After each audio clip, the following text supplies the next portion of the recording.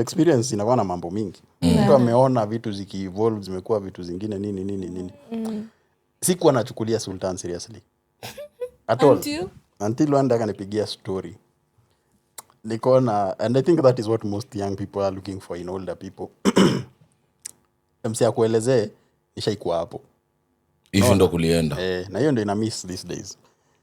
Nishaikuwa hapo, so na nilitoka hapo, kunaendanga hivi na hivi. So choose kufanya ama choose kosa kufanya. But I've made you aware that it is happening, right?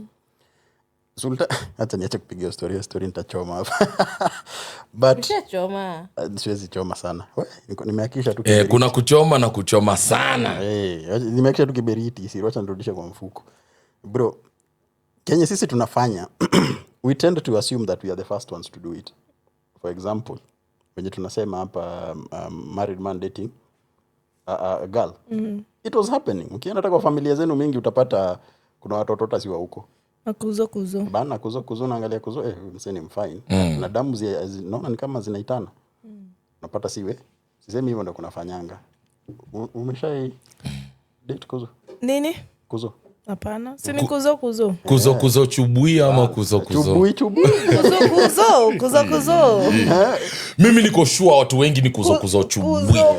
Mwanzo hiyo ati watoto ati boys sleep ya girls sleep hiyo mattress hiyo ujinga waache. Bro. Na hiyo ujinga ya girls sleep over only au wasichana wanalambana. Sasa hapo sijui mimi. Sikiza. Wacheni, sikizeni. Ukiwa mzazi, nimewambia sikizeni.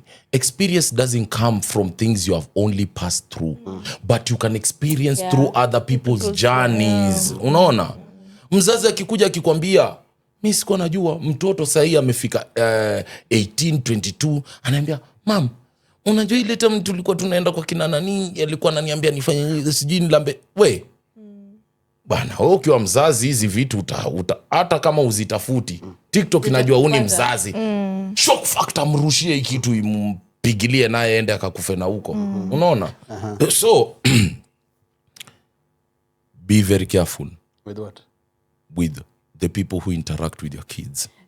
But even as you say that, do you know the statistics? And I'm sorry for interrupting you. The statistics of people who abuse, and especially children, they're not people that are unknown to children. They are known. They're just family. 95% is this person is either a family member, or a neighbor, friend, or a neighbor. Yeah.